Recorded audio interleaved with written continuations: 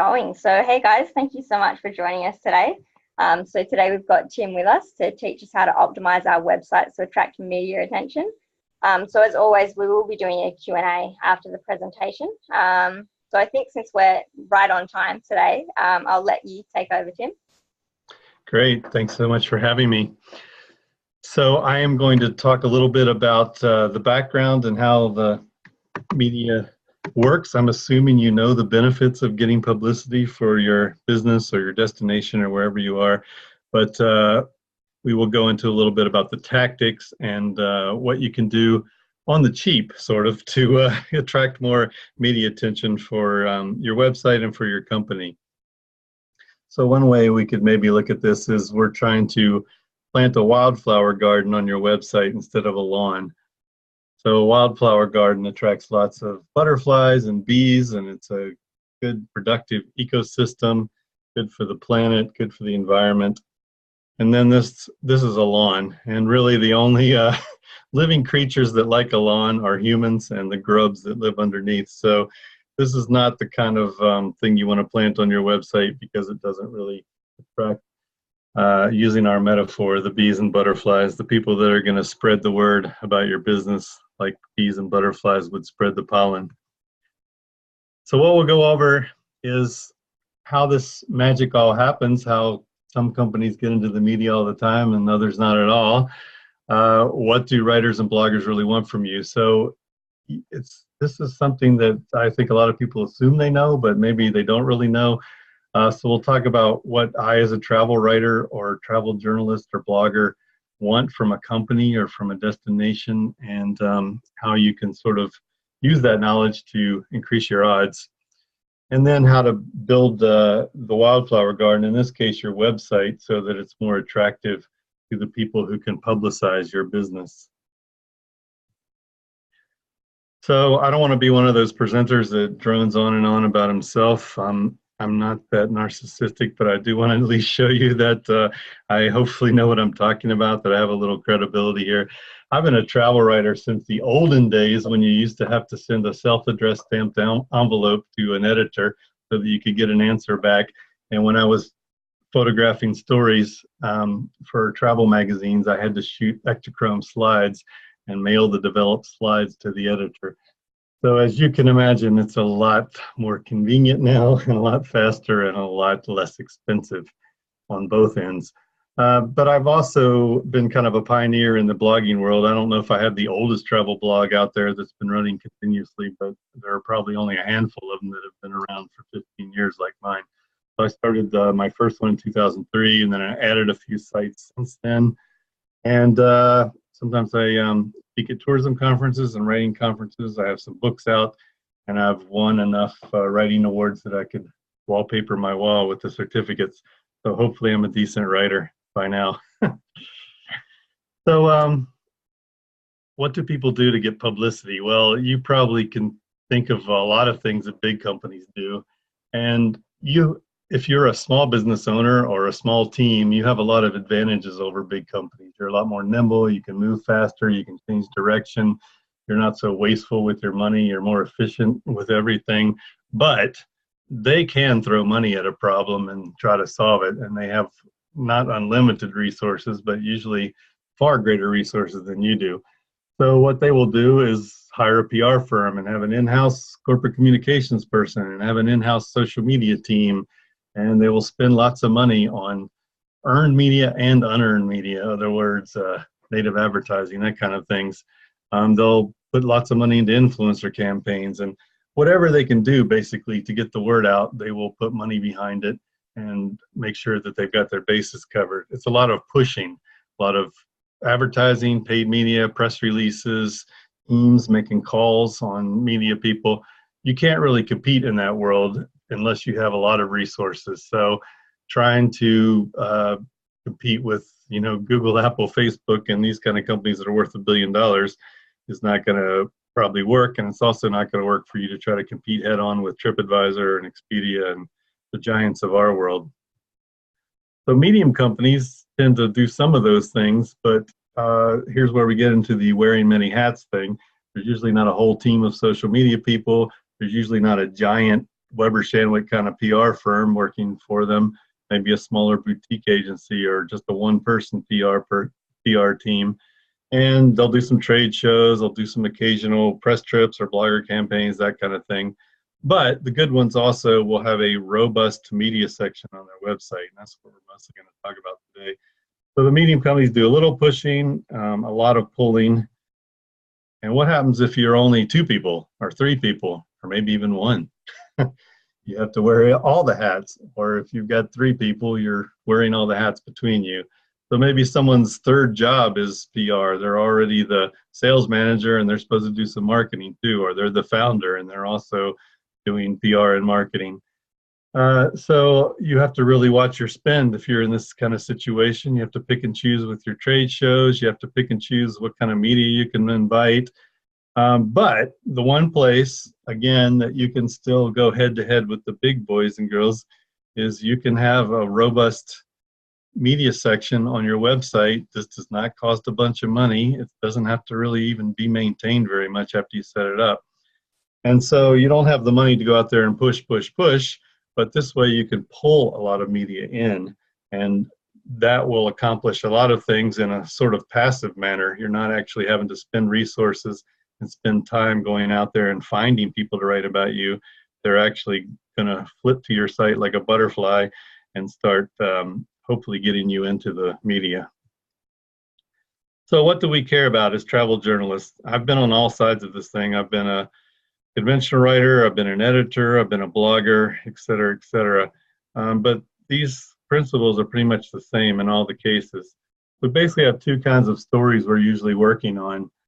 There are either hard news stories, fast stories, things that are timely, and there are evergreen sort of stories that you could read them a year from now, 2 years from now, 5 years from now, and they'll still be relevant. So in this first category, in the travel world, you've got Travel Pulse and Skift, Travel Weekly, and all the trade publications. They're publishing real news.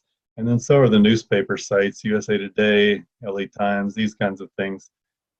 So when you think of a PR person sending out a press release that's news-oriented, these are the only people that care, honestly. These are the only organizations that are even going to open that press release, much less read it.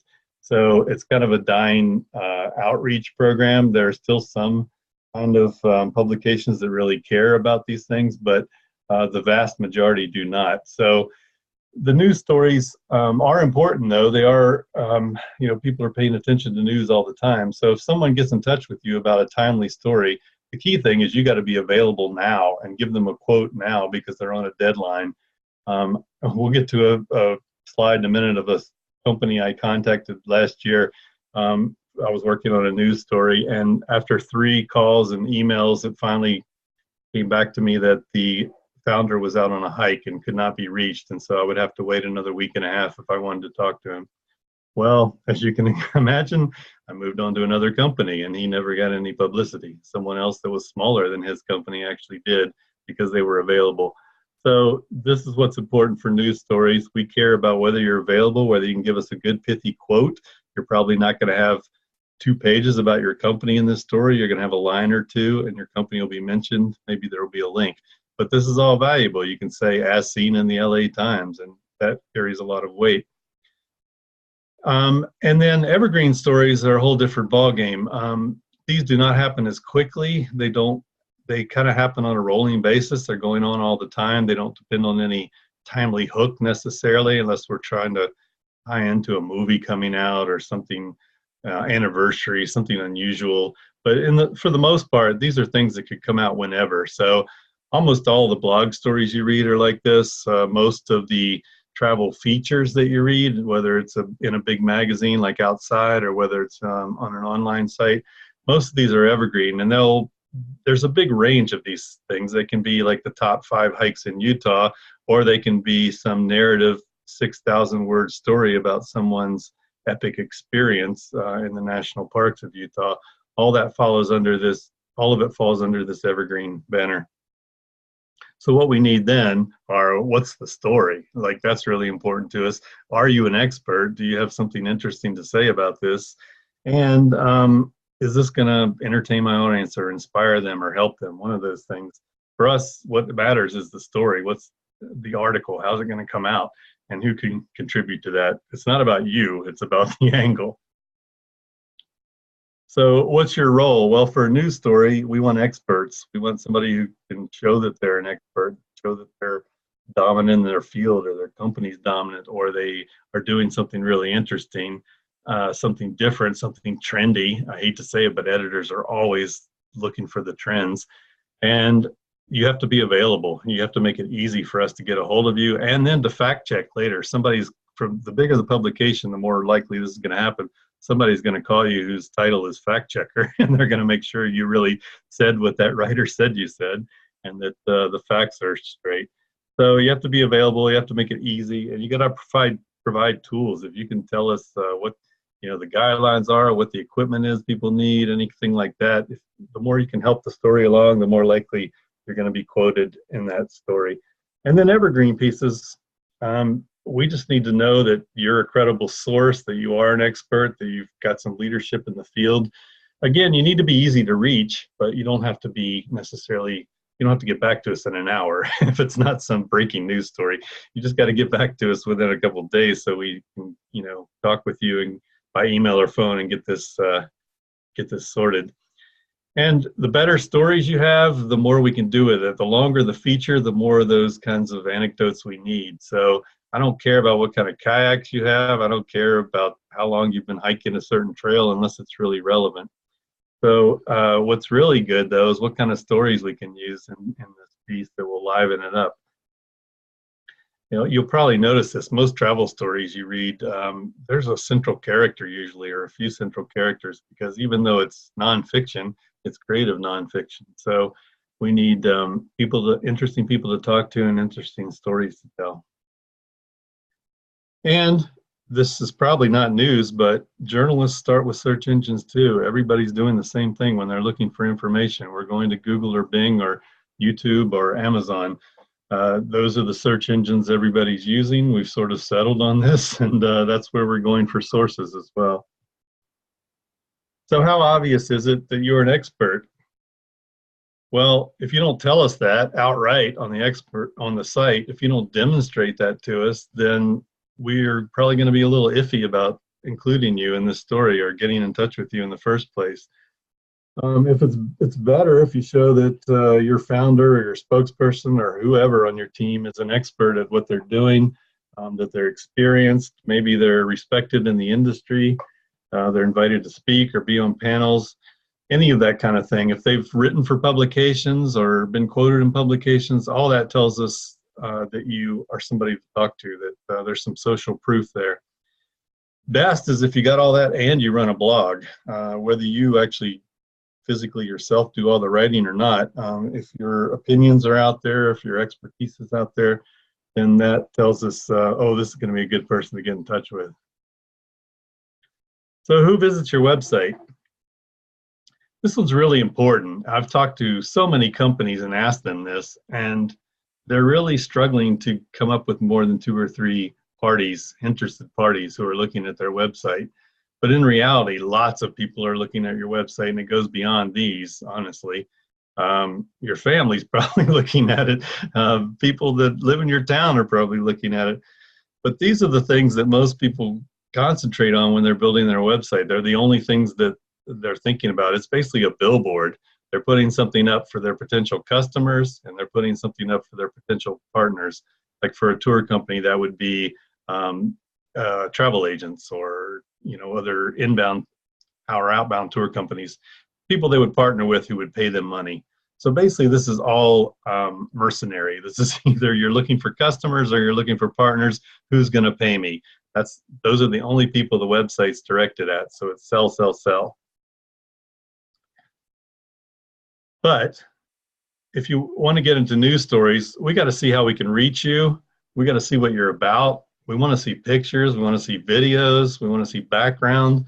We want to see that you're an expert. We want to know that you're willing to talk to us. A lot of websites I go to, you might as well put up there in giant letters, "We do not want to talk to the media," because that's the impression I get when I land on your website. You make it really hard to find who's responsible. We don't even know who's running the company half the time. So this is not the way you want to roll out the welcome mat. And you got to be easy to find in search engines. And I'm not doing an SEO lecture here, but more content you have on your site, the easier it is for search engines to find you. So that alone is half the reason to have a blog, or to at least have articles on your website. It can't just be your tour descriptions and that's it. Or if you're a destination, it can't be like, here's the 20 things to do and that's it. It's got to be more robust than that for us to find you in the search engines. Then if you want to get into feature stories, well, that's a little more in depth, but basically you need all of that and then some. It's got to be clear that you will host working media, because, in the olden days when I started out, magazines paid expenses and newspapers paid expenses, and writers did not have to be hosted on a press trip, or there were no blogger campaigns, et cetera, but that's not really the case anymore. So, it is a bit of a play in some cases. Even the big magazines now are not paying expenses a lot of times. So if the writer's not hosted, you're just plain not going to get covered. So that's different than a news story where somebody's just calling you up and needs a quote. This is going to actually result in blog posts or feature stories. So if you don't work with the media, then just say so, or just make it clear what your policy is, or, say we cannot host anybody to come here, but we're glad to share our expertise or whatever. But, make it clear what your policy is so we know. And you have a good story. I'm going to keep coming back to this. So I mentioned before I'd contacted this website because I was working on a news story, and they never got into it. And this is a really average site. So this isn't a bad company. I've heard good things about the company, but their website's pretty lousy. And the reason is there's not much to it. I left open the About Us part here so you could see there's not a whole lot about it. It just says who works there, what customers have said about them, and the founding members, the founding team. And then, of course, this is their trips, their projects. They do some giving back sort of thing, so that's nice. That's a story. But their stories are actually just articles about their tours, like here's where we go, here's what we do. If you go to the contact page, I'm not doing it here, but it's basically a form and a little info@ email address, and that's it. And that's the info@ address. I didn't get any response back until I finally called to Europe to get a hold of somebody. Now let's compare that to this page from Uncruise, which is a great company, Uncruise Adventures. I've traveled with them before. Everybody I know that's traveled with them raves about them, including their customers. But if I'm a media person and I'm looking for somebody to talk to for a story, well, this is a dream. I mean, it's got company background of all the people, how they started, how they got here, press releases. It's got everywhere they travel, layouts of the ships, bios on all the team members, media gallery that lets me take photos without asking any permission as long as I credit back somebody. So if I'm in a hurry, that's a dream come true. And just the people here, they have a real address and email on their contact page, so I know who to contact if I need someone. All their social media is here at the bottom. Thank you very much. You'll be amazed how many websites I go to that I have to search around for their social media handles, or actually go on Twitter or YouTube or Pinterest to try to find them. Crazy. It should be on every page. Now look at this site. This is a company I love. I've traveled with them before, Mountain Lodges of Peru. I'm going to write about these guys every chance I get because they have such a great story and they go out of their way to share it. So this is just one page on their website. It's one click in basically from their homepage, which is our purpose. And it's not just a little one paragraph thing about what their purpose is. Each of these subheadings below is a full page of information. So, why they started, what their vision is, what their mission is. These guys do lodge hikes through Peru, and they go through some really remote areas into villages. And when you go into this stuff, what we stand for, it's really incredible. The giving back stuff, they give away 25% of their revenue for this one adventure tour to the village where they put up a hotel. So it's a cooperative situation, and they have videos in here that are interviews with the people who work there talking about how this has changed their life, and really amazing stuff. So as a travel journalist, when I go to a site like this, it's like I found a gold mine. It's like I could stop looking if I'm going to write about Peru, because if I found these guys, I don't need to go anywhere else. And as a result, I'm not alone. This is just one little screenshot of their press page where they've gotten into the media. I don't think there's any major media site they haven't gotten into, even though they're a pretty small company. Maybe 5 people work there, 6, apart from the guides. But in the office, there's not many people. They're just really good at what they do and really good at defining it. So we talked about this a bit, but how easy is it to find your spokesperson? It doesn't have to be the founder, but if it is, great. It doesn't have to be the CEO, but somebody in the company who's literate and can speak in full sentences needs to be able to talk to the media. We call this a do not contact form. If we see one of these, we're going to run for the hills, because 9 times out of 10, we're never going to get an answer. And I'd say if I'm contacting a hotel, it's like 29 times out of 30. I'm never going to hear back from anybody, so I don't even bother. Most of the time, these forms go to some flunky in the company who's, tasked with answering these things, but doesn't really want to answer them and doesn't really know what to say. So they just get, pile up in some slush pile, virtual slush pile on their hard drive, and they never get answered. In my experience and the experience of almost every travel writer you talk to. So if we see this, we're pretty much assuming you don't want to talk to us. You can have one of these on your site for customers if you need to, but beside it or somewhere else on here, tell us how to reach a real person. If we're in a hurry, we need to know how to reach a spokesperson for media inquiries. So again, that's a terrible contact page on your website. Please go in there. If you only do one thing after this webinar, put a real phone number and email address on your contact page so that we know who to reach. If it's better if you can say what that person does, what their title is, or this is who you need to contact for media inquiries. The best is having lots of information on who to contact, what your policies are, titles, anything that will help us figure out who we should talk to so we don't waste your time and we don't waste ours. So what does that look like? Here's a page from where I'm living, Tampa Bay, Florida in the USA. This is their media page, and you can't get any better than this. If I'm a journalist and I'm trying to figure out who to talk to, well, here's 4 people to pick from, and there's actually 2 more under that, but I couldn't fit them on this screenshot. It's got their title, it's got their phone number, it's got their direct email address, and we'll get into these other things later, but look on the left here. I mean, what else could I need? I got logos, photos, videos, guides, story ideas, what I have to do for a media visit. This is just ideal. So I don't have to poke around and figure out how I'm going to write about this destination. It's all there right in front of me. Here's Travel Portland, another city that's fantastic about working with the media, and as a result, when's the last time you read an article about Portland? Probably last week. They're in the press all the time. And no wonder. They're easy to find, they're easy to reach, and they're very helpful. I went there a few years ago, and they sent me email links that had like 40 different story ideas, which neighborhoods were hot, what restaurants and coffee shops you might want to check out, breweries. I mean, the works. And when I contacted them about writing, they were super quick and efficient, and it got wrapped up in no time. And as a result, I'm still gushing about Portland. I love it there.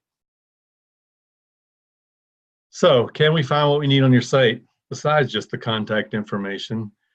I mentioned before that this could be a passive affair, and that's because if you set your website up right, if you invest a little time in it, then you're going to have people writing about you that you don't even talk to. You didn't even know they were interested. Next thing you know, you're going to show up in a magazine or a newspaper or on a blog, and you go, hey, wow, wonder how that happened.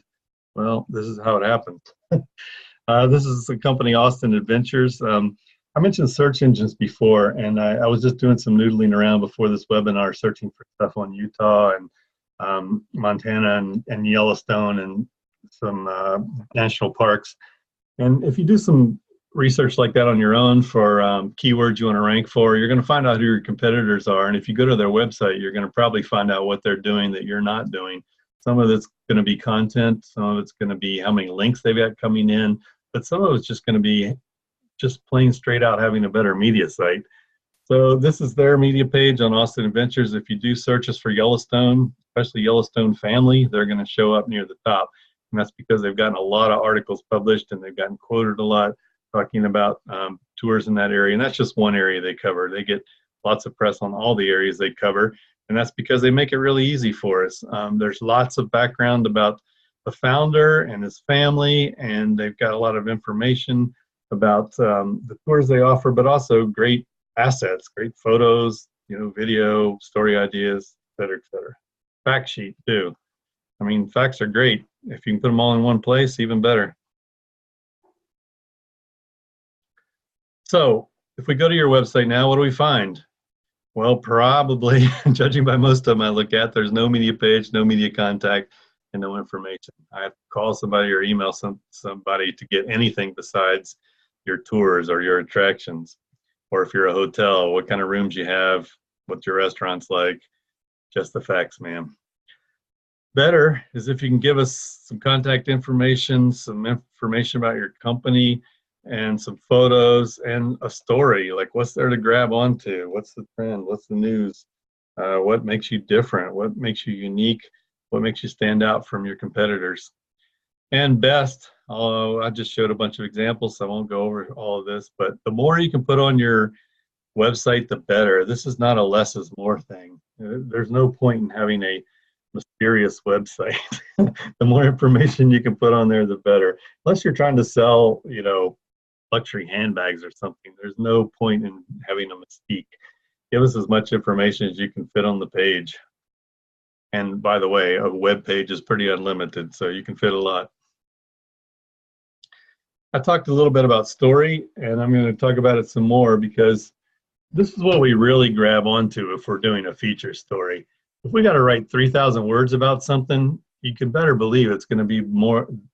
It's going to be about more than your guides or your kayaks or what kind of what the river's like in the middle of summer.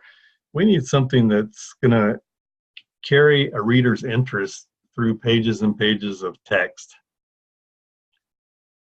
So what makes a story? Well, if you think back to your school days, this is what they probably told you. And you can see these elements in any great fiction story, whether it's something epic or it's something small.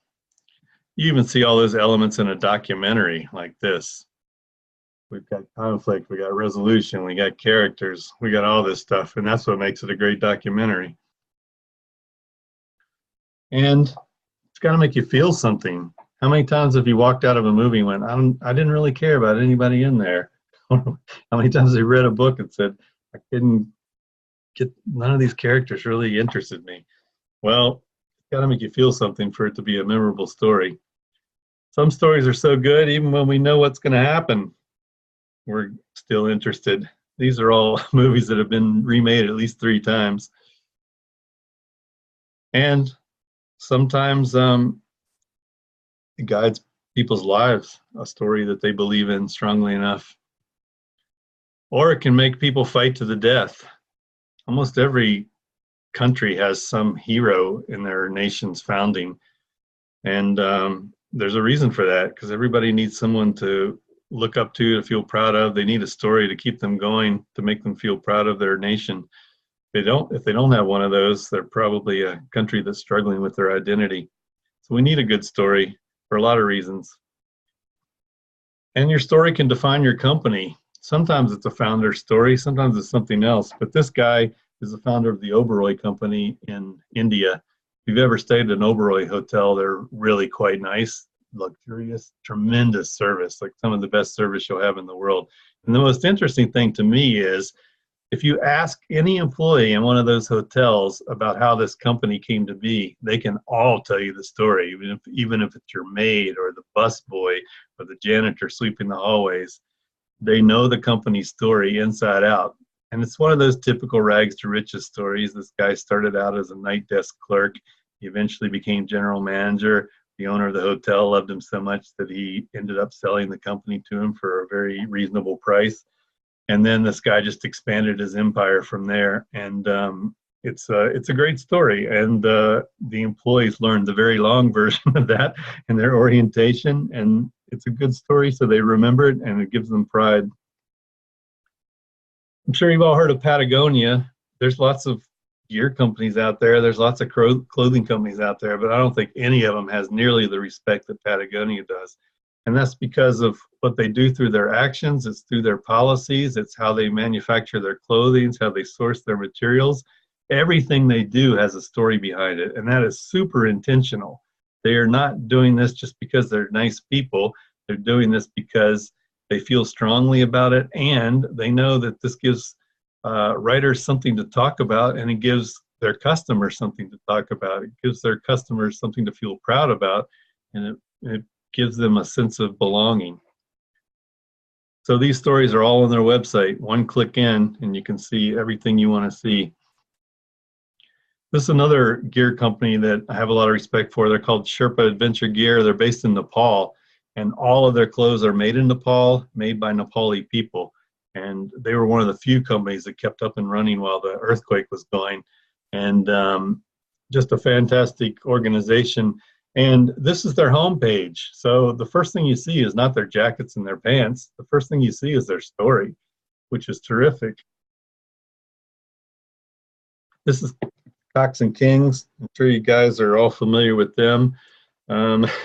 This is small print, so it's really hard to read, but here's the interesting thing. It starts in 1758, and then they say what they did in the 1800s, then they say what they did in the 1900s.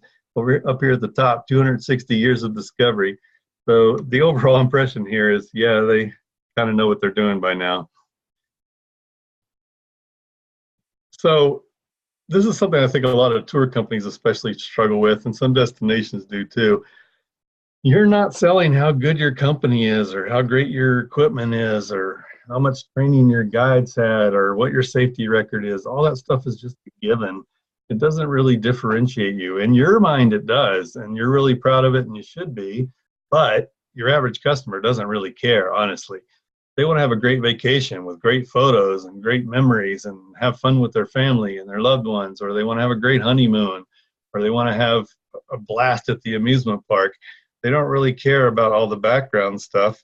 That's not interesting. So it's not interesting to us as writers either. It might warrant a mention if you've got, you know, the newest kayaks, or you're the longest company to be rafting on that river. Something like that is worth a mention, but that's a sentence or less. It's not a story. But when you're pitching stories, keep that in mind. It's not about your company. It's about what your company's doing and your company's story. So what are you doing for the community? What are you doing for your employees? What do customers say after they've been on your trip? And here's a hint, those stories should be emotional stories. They should not be, oh, I love the blue kayak I had. It was so pretty. No, you want them to talk about how they had memories of a lifetime, how they bonded with their mother, whatever it may be. But those are the kind of testimonials you want. So that's what you're selling, really, is the memories and the experience. And that is an emotional thing. And I have people say to me all the time, well, our story's kind of boring, you know. Our founder used to be a river rafting guide, and then he got tired of working for other people, and he started his own company, and now we do rafting trips every weekend. All right, well, there's probably a lot more to it than that. So just put the facts aside a little bit and think about what else is out there. It does not have to be a founder story. It can be your guide story. It can be the local people story. When I pointed to that Mountain Lodges of Peru thing before, they're not telling stories about their own company very much. They're mostly talking about the people who live in those villages and the people you'll encounter when you go on a trek, and the women who are weaving the clothing that they still wear in their regular village life. There's some great stories there. How they harvest the potatoes.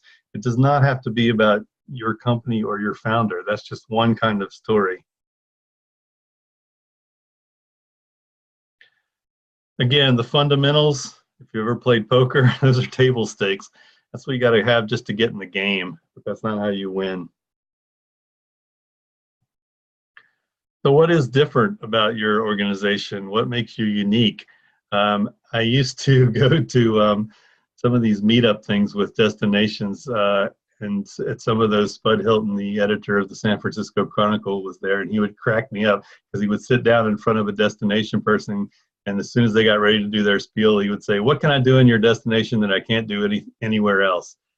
And wow, that's how you separate a really savvy PR person from the others, because a lot of them would just be completely flabbergasted. They would say, oh, well, we opened this new theater. And he would say, yeah, we've got one of those. And they would say, oh, we've got 3 new brew pubs. And he would go, yep, we've got 30. So the point is, what are you doing that's different than anyone else? Why do people come to your destination instead of somewhere else? Why do people hire your tour company instead of someone else? Don't say it's because you got a better safety record or something like that, because it's got to be something more emotional than that. So what's your unique selling proposition? What do you do better? What do you do that's interesting? What do you do that's different? And why do you stand out? So the more of this you can get on your website, the better. And you can demonstrate that through staff bios, not just the founder, not just the management people, but everybody. What do they do for fun? Where do they go to college? You know, what do they do on the weekends? Whatever. Where have they traveled to? You know, these things are, it's fine to put a bio for everybody. Put a bio for the part-time worker who just comes in on Saturdays.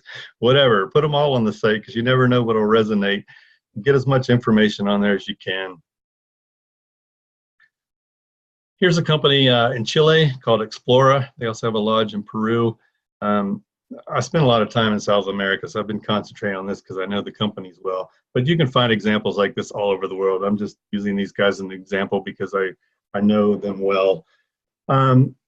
If you go onto Explora's site, yeah, you'll find some beautiful photos. You'll find plenty of things about their lodges and their explorations. But you'll also find a whole bunch of stuff about the thought that goes into the architecture, their philosophy about how they want to run trips, their history, sustainability. There are no plastic things in any of their lodges, and they'll tell you why, and they'll tell you how they get around that. And once again, where they've been in the news, and there's lots of great information on there for us, the media people. And it's all, you know, in-depth information that resonates. It's not just factual stuff. It's not just fluff.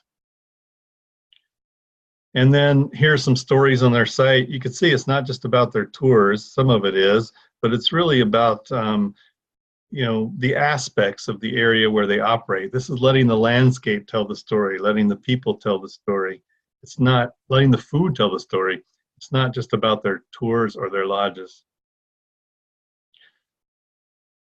So the last thing here, this gets into more of a budget situation sometimes, because getting publicity can cost money, but it's really easy if you just sort of lay that out and tell us how you work with the media.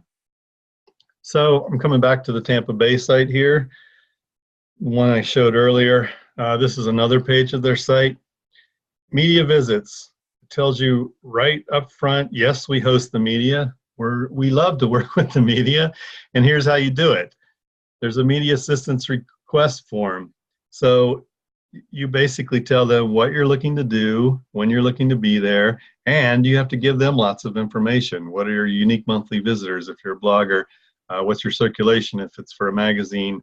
What are your social media stats? What's going to come out of this? It's perfectly fine for you to ask all these things, and I would strongly encourage you to put a form up on your website that makes people fill all this out. Because first of all, that alone is a factor that will help you narrow down the people and help you get rid of some of those just blind pitches from people that should never be pitching you in the first place. If you want to know if somebody's credible, make them fill out this form. If they're credible, they will, first of all, and you can actually see their stats before you even get back to them. That's extremely important for vetting people, because there's a lot of fakers out there. I hate to admit it because I'm part of this industry, but especially when it comes to things like Instagram and Twitter, it's so easy to fake those stats. So you need a rounded picture of these people, and you need to be able to know. You can even ask them, who else have you worked with? Who else have you traveled with? Where have you appeared in the media? Where have you spoken? You know, ask any of these things that will give you some social proof. Ask them for references if you want. I don't mind if people ask me that. I can say, here's who I worked with. Here was the person. I'm not going to guarantee you that they'll return your call, but here's who they are. So just put this up. I mean, it seems like a hurdle, but it's if you're a professional writer, you don't mind that hurdle, because you know it's part of the game. It's something that needs to be done for them to evaluate you properly. And if you've got good, credible stats, then you don't mind this because you've got good things to talk about. So that's what they're asking of the media. This is what they're giving to the media. They've got all the information we need just to write a quick story. If we're trying to do, you know, top 5 beaches in Florida, well, okay, we can go get the information here. Or, you know, top 5 amusement parks outside of Orlando. There's a Busch Gardens in Tampa. We can probably find the information here without having to talk to anybody, without having to visit. But if we do want to visit, we know how to do it from this page. So that's just one example, but there's hundreds of others out there, especially destination sites. They're much better about this. Hotels are starting to catch on because they're getting like dozens of requests all the time from Instagrammers who want to pose in a bathtub with bubbles around them, or in the bed in a fancy robe, but they don't really do anything else. So that's one way to weed out those things. So the bad way to handle this is just to hope it all works out and then it happens by magic and the right people are going to get in touch with you, or you're going to find the right people. Good luck with that. It's probably not going to happen unless you're somebody that everyone wants to write about, like Airbnb. It's better to have some real contacts and say how you work with the media. If you don't, if you don't ever sponsor anybody on trips, it's fine. Just say that. Or if you say we can only host people at our hotel when it's a low occupancy period, or just go ahead and say that, or 2-night maximum, whatever. Make your priorities and your rules clear, and you'll get a lot fewer off-topic pitches. And then best, put all that on there. Have a form or inquiry method so that we can tell you what we're asking to do. If you set up press trips, then put that on there. If you have a schedule of them, even better. If you say every October and April we run a group press trip, and if you would like to be considered, please apply here, and make them apply for it, and that's how you find your ideal people. So that's how you set up a butterfly garden instead of a lawn. I'm sorry I was kind of rushing through that, but I wanted to make sure I didn't take up too much of your time. But we're going to have some questions here at the end, so I wanted to keep it to around 40 minutes. There's a checklist here if you were frantically taking notes or wondering how you're going to remember all that stuff. I put a downloadable checklist on here. It's a PDF that you can just go get. It's at this is a site I run where we interview travel writers and editors. Called travelwriting2.com, just /media, and you will find it there. So it's kind of got some basic stuff you can do that won't cost you hardly anything, and then some stuff you can do that might cost a little more. And if you want personalized help, I'm always glad to do consulting. I basically just charge what I'm making anyway as a writer, so it's not they're not going to be exorbitant. I've done one-day workshops with people as well, if that makes more sense. Sometimes we can tack it onto a trip that I'm writing about the destination or the tour, and we can just put this on the end. And I'm always glad to help out with those kind of things. I've done a lot of teaching and speaking, so glad to do it if it makes sense. Here's where to find me. If you can remember my name, it's pretty easy. My portfolio site's at timleffel.com. My email is just tim@timleffel.com. If you search that name on most social media platforms, you'll find me, because there aren't a lot of people with that name, except somebody took it on Instagram, so that's not me. And I do run an influencer agency. I'm not here to pitch that. I'm just saying it's out there. If you want to go see 360travelnetwork.com, basically we put together programs that can involve 5, 10, 20 bloggers all working on the same campaign. Yes, it costs a little money, but it costs far less than running a print ad in a magazine or something like that that's here and gone. You will generally get press for years and years on end, and it's guaranteed. So that's it. I'll leave this page up, and let's go to questions.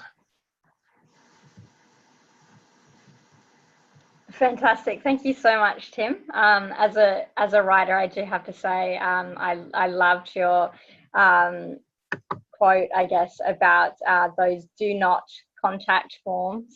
I couldn't agree more.